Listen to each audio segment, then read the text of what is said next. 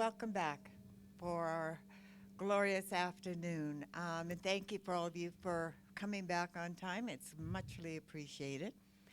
And just a reminder that the books back there on the white shelf are half off, and there are raffle tickets. And for both, you can just talk to Juliet. Thank you. So, our next great speaker for the afternoon to kickstart us off is Reverend Valentine's.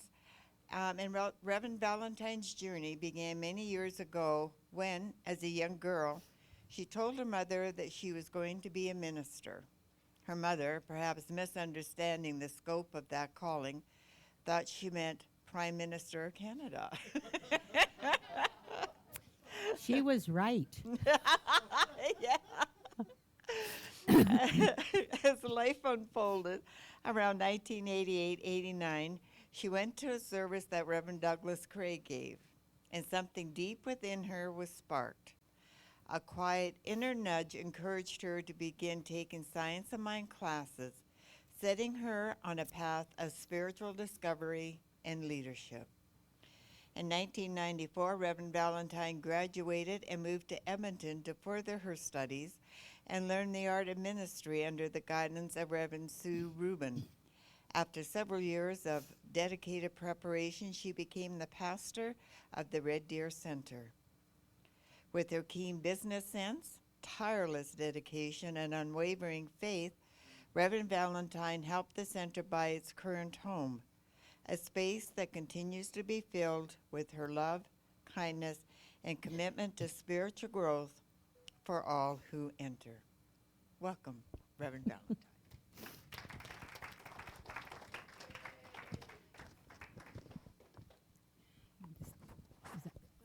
Thank you. Good afternoon, everyone. And thank you so very much for being here. You really, truly do make our spiritual community. And I want to correct some of that. I did say I was going to be the Prime Minister of Canada. Because I was just being facetious when I was in grade 9, when the teacher asked me what I wanted to do.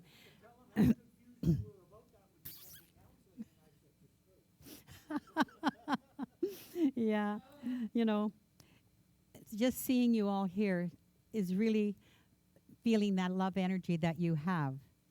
And I realize that we are all truly, really blessed. Earlier this month, Vera asked me about talking at this event that we're having.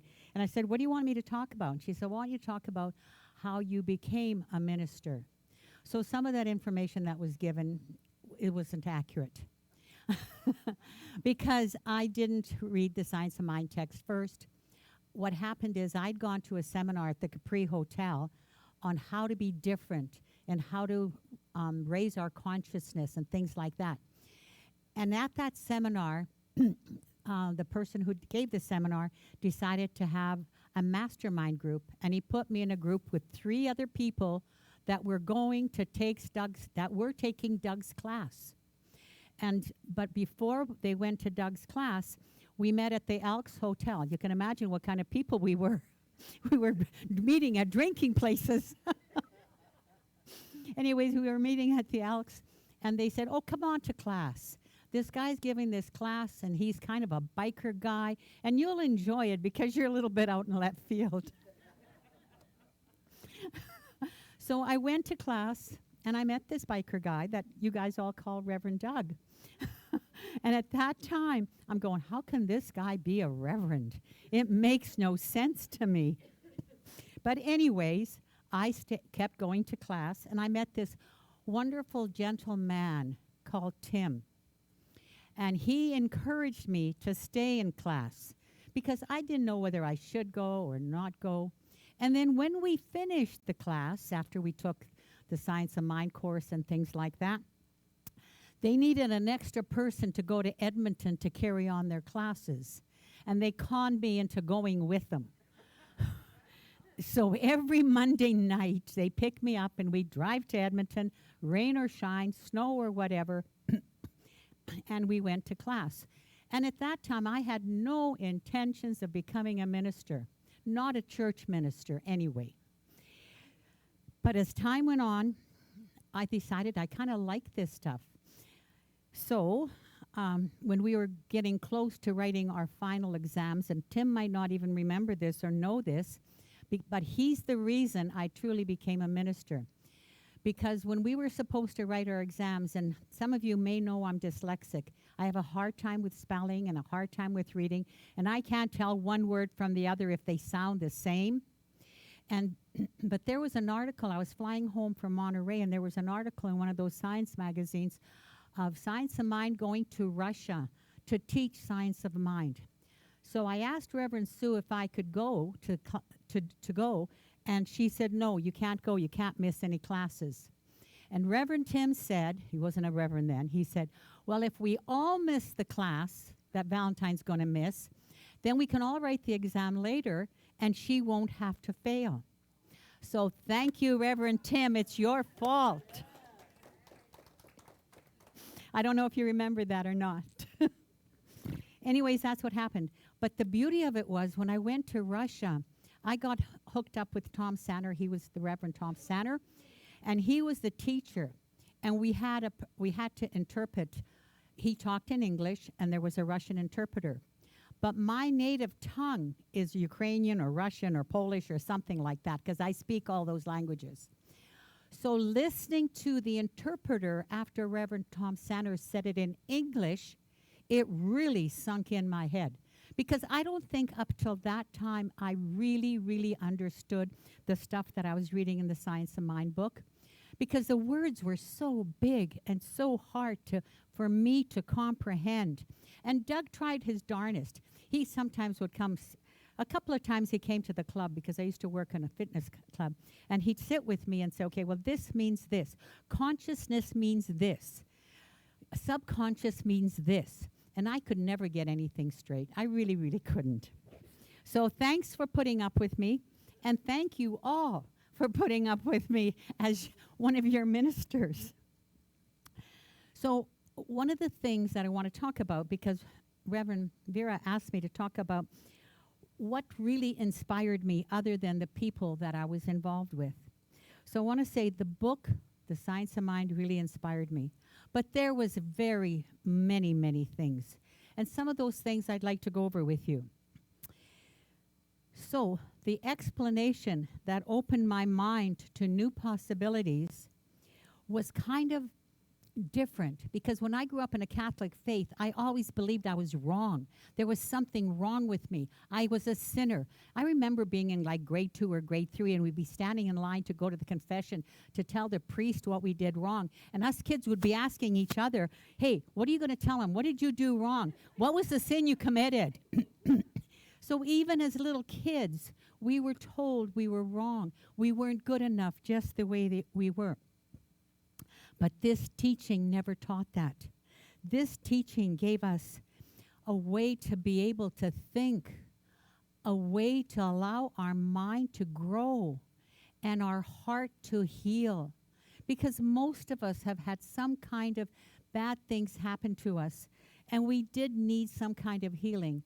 And for this, I am very grateful, because this church helped me heal some of the things that were going wrong in my life. This teaching gave me a framework that allowed me to move from that victim mentality that I had to a consciousness that I could claim ownership for my life and responsibility for all my actions. And do you know how freeing that was, to be able to say, I'm responsible for all my actions? It was freeing in one way, but another way it was debilitating, because I didn't really want to be responsible for all my actions. I would want it to blame somebody else. It is very much easier, but this teaching allowed me to let go of so many of those self-defeating beliefs and attitudes that I have, including some of my behaviors. It taught me to understand that I have free will to choose to make choices in my life. And I know we talk about treatment and we talk about prayer and we talk about so many other things. For me, the biggest thing was choice. I could choose to think what I wanted to. I could choose to behave the way I wanted to. And I knew that my choices were the responsibility of my behavior. But the biggest choice that I made was that I can choose how I would react to any given situation. I didn't have to go with old beliefs or old ideas. I could choose what I wanted to do. And I realized that that choice that I had because of the reactions was mine and mine alone. I was responsible for that choice. This teaching also gave me a God that loved me just the way I was. I wasn't a sinner. I was a human being doing the best I could, like we're doing the best we can for what we know at the present time. You see, I did not have to feel that I was damaged in any way. And I did not have to do something special or be someone special to be worthy of God's love. This teaching gave me a groundwork to understand that I was good enough just the way I was. And so all of you, you are good enough just the way you are. You don't have to be anything different. And that God would always love me no matter what. Therefore, if God could love me no matter what, I could love myself. And that was a biggie for me. Because you think the way I grew up, like you see, I also grew up for a little bit of time in a refugee camp in Austria for the first 5 years of my life before I came to Canada. And those were terrible, terrible times. And I felt guilty about certain things because I didn't have a father and I don't know who my father was.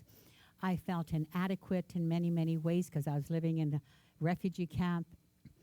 But through this teaching, I learned that I could still love myself. So today, I would like to take a look at the foundation of this teaching, which is incredibly powerful. So I invite you to really participate and give room for this teaching to move through you, that you can embrace some of this teaching so that you can experience the freedom and the self-empowerment that you feel when you realize that you make all the choices in your life. And we truly do make all the choices in our life. Even when we choose not to choose, that still is a choice. The greatest discovery that we can make through this teaching, or one of the greatest discoveries, is that through the ability of choice, we can change our life. We can alter the things that are going on around us. There's a book called As a Man Thinketh, and it was written by Viktor Frankl. And he was a man that was in a concentration camp during World War II. And when he came out of that concentration camp, he had lost all of his family, his kids, his wife, and everything. But the thing that kept him alive is how he thought.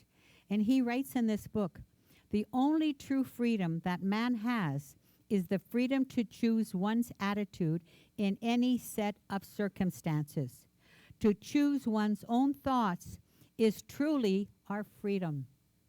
So if we realize that this man wrote a book telling us that the only true freedom we have is the choices we make about the attitude, about the set of circumstances that we're in. You see, that to me was a very encouraging statement, because that also implied not only what the science of mind tells us, but here's a man who really lived through it. And he still says that the most powerful thing we have is the freedom of choice. So our teaching in the science of mind tells us that God gives us free will, the will to choose. That's what we've got.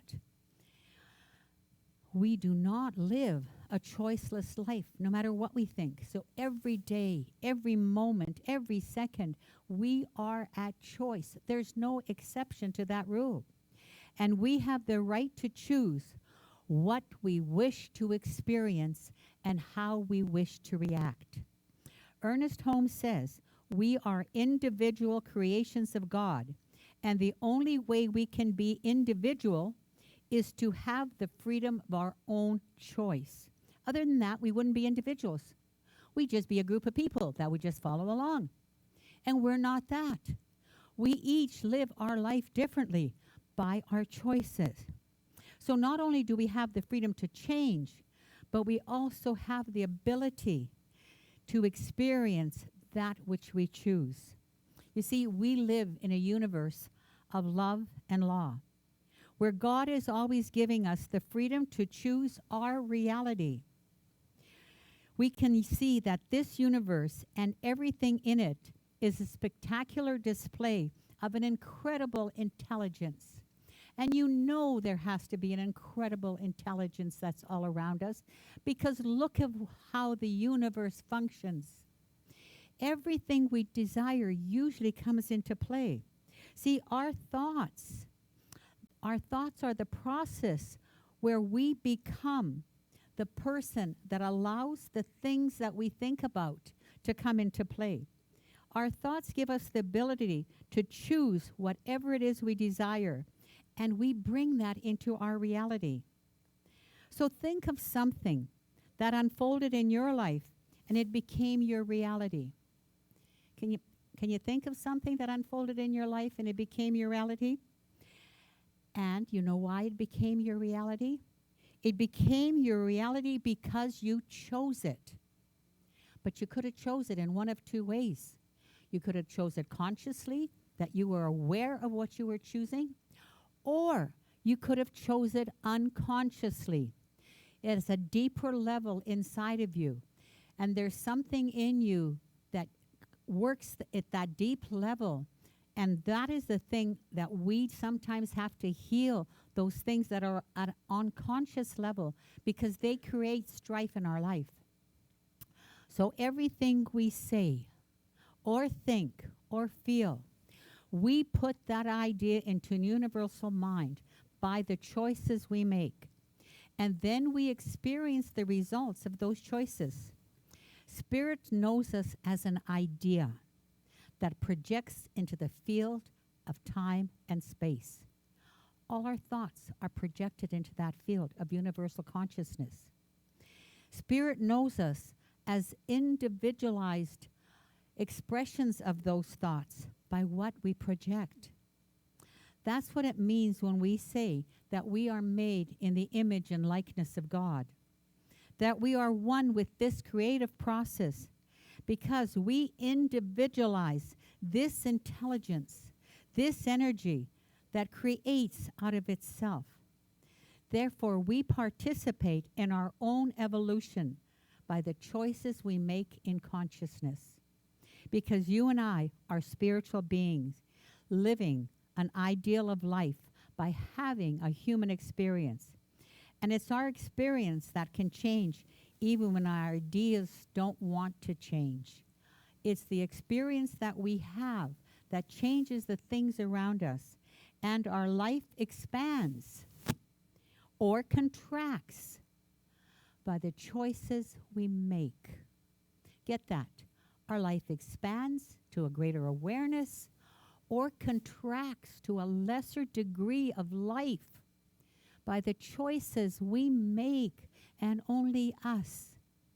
We can really get creative with that, what we do with the gift of choice. What I'd like for you to take home from this sermon, if you so wish, we all have the raw material to create an amazing life, whatever you choose. We all have the raw material to create loving relationships with our family and our friends and our children. We all have the raw material to heal any problem that we may face if we change our level of consciousness. Because remember, you can't fix a problem at the level that the problem was created. You see, we all have the raw material to create our life as we desire by the choices we make. There is nothing that we cannot create. We have the raw material that everything is made of. Everything is made out of ideas and imagination. It's our consciousness taking form, projected by us. Therefore, it's projected through the field of the time we have and the space we live in. Therefore, everything can change just through the evaluation of our thought in our consciousness. That's why we say, change your thinking and change your life. And we say that all the time on Sunday. Change your thinking, change your life. And you know you can do that. You have the power to do that. If we don't want the same experience that we are having, we need to have a new idea, a new perspective, a new choice. And new ideas and new choices give birth to new experiences. Let's all of us know that we can do more, for there is always more in store in us. We all can raise our consciousness to a greater awareness. See, to raise our consciousness, that's our soul speaking to us. It's nudging us to be more tomorrow than what we are today. We all have that feeling in us. And that's our soul speaking, nudging us to go. It's that inner urge that pulls us to live at a higher idea, to know more and to have more and to be more. That is the evolving principle in all of us. That is the great I am, forever expanding. Whatever I choose to be, I am. That's what we all are. We are all what we pray to be. If we want a greater experience of life, we need a greater idea of who we are and a greater idea of the life we desire. These greater ideas are inherent in all of us. We just have to choose to reveal those greater ideas in us. Every time we set a thought in motion, we reap the harvest of that thought by the choices we made. Because this creative principle always responds to the choices of our thoughts. So I want you to think for just a moment. What kind of a different choice would you like to make today in your life? Would you like to improve your loving relationships? Would you like to have more abundance in your life? Would you like to be less fearful? Would you like to have less judgment about yourself and the people in your life? Would you like to have greater health? Would you like to be more creative? Would you want to just have more fun? That's one of mine. I just want to have more fun. So what was that choice that you would like to have that would improve the quality of your life today? I want you to pick something. I want you to have an idea. Have you all picked something? Have you picked some other choice you want? Now, I want you to answer the next question with your gut and right away. I don't want you to think about it. So, that question is, do you believe it's possible to have that choice? Whatever you just said to yourself is what you are attracting to yourself. You have just told the universe in what direction you want that choice to move. And if you didn't make a choice, that was still a choice, like I told you before, because you're living yourself out in limbo. All of our choices are driven by what we believe and what we choose. So again, I ask you, do you believe it's possible? Yes. And I believe that all things are possible, and so it is, now and always. And thank you, God, and God bless.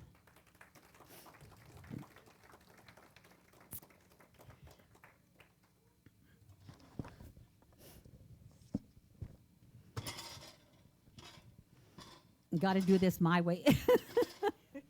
It's too hard to lift it.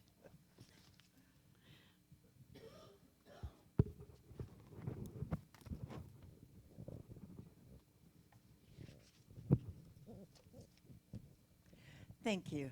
That was an inspiring talk, really. Grow and heal. And I think what sticks with me is we can go from victim to ownership and responsibility for our lives, and isn't that true? We're always at choice, so that means we're always responsible. So for I our have to next wear it. speaker Do I have to is wear it? Reverend Gail McEwen.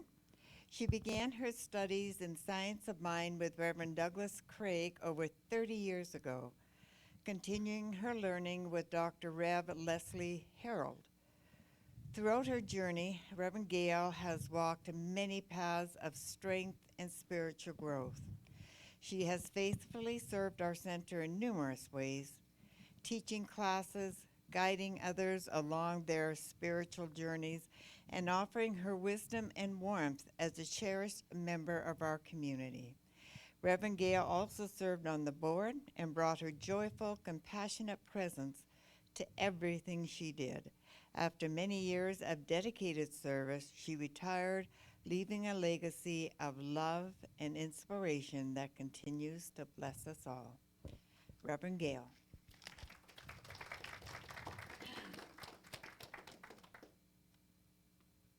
Thank you, Linda. Well, after that program that Valentine did, I don't have to say anything. It's all totally true, and it's all happened, and it's happening as we speak. Anyway, I've made my mind up today, not today, but a few days ago, that I was going to talk about my life, how it happened, how it took place. So if you would like to listen, I will tell you.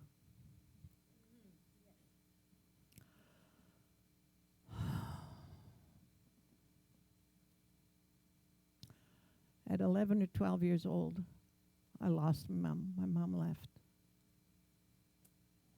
I had a brother who was 6 years. I had a sister who was 6 months. I was left to look after these siblings. My dad was with us, but my dad was a absolute bastard. I'm sorry I had to use that word, but that's the only word I could use. And beating us up every second of our lives. We're lucky any of us survived. Anyway, about 2 or 3 weeks ago, my sister just passed away. She was in a mental hospital for 45 years. My brother said it was sad. I said, no, it's not sad. She's gone to a much better place than we are. So it was very hard during those years when I had to look after them. I left home for greener pastures when I was 16. Found myself a good job in a financial institute. My father came there and broke every glass that there was in there, got me fired. But I never give up. I didn't know any science of mind, but I knew enough that I didn't have to give up. I could just be who I was. So that meant I had to have extra strength. So I carried on, got married, had 4 children.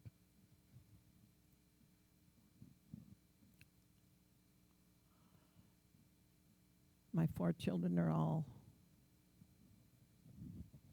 very close by.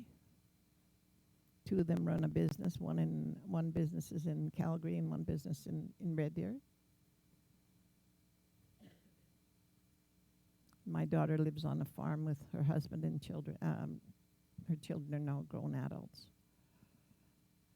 And then I have a son, my oldest son, who has caused, I don't even know what word to use, caused me a lot of heartache. Reverend Doug knows all about it. And so does Reverend Tim, I believe. However, he's out on the streets somewhere. I don't know where. I haven't heard from him for 4 months.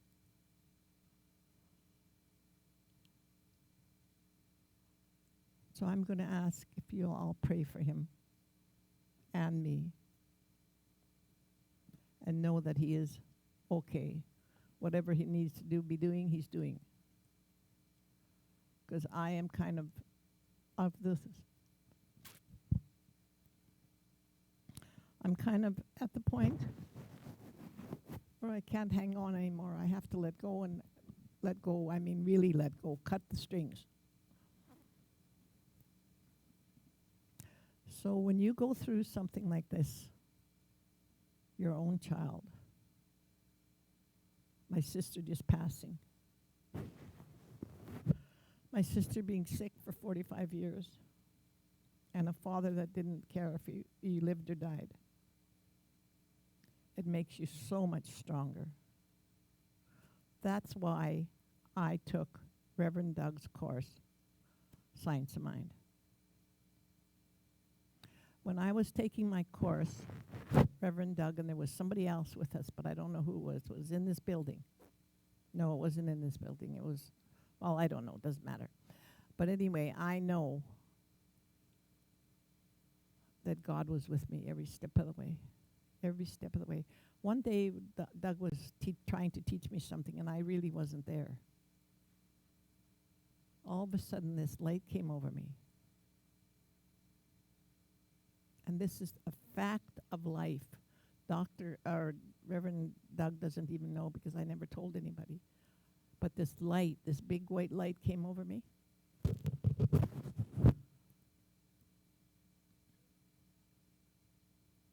And I became a new person.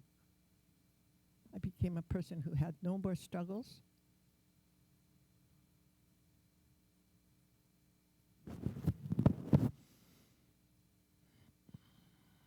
My faith deepened so much. It was just next to a miracle.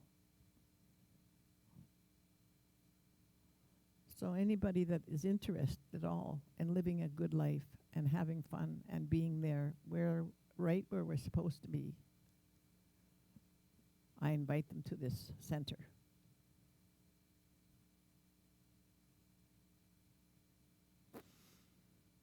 As I said, Reverend Valentine said half of the stuff I was going to say. So anyway, it's all good and it's all God. That's my favorite saying. And I tell everybody that. And if they don't like it, too bad, because I like it. And Reverend Doug taught me that too. If you like it, that's all that matters. You don't have to be greedy or anything like that. But if you like it, that's all that matters. So talking about choice, that's my choice. So I'd like to thank you all. It's a privilege for me to be able to talk here because I don't talk anymore. I have eye problems. And so therefore, I appreciate you all being here to listen. And I appreciate everyone in this room. Thank you.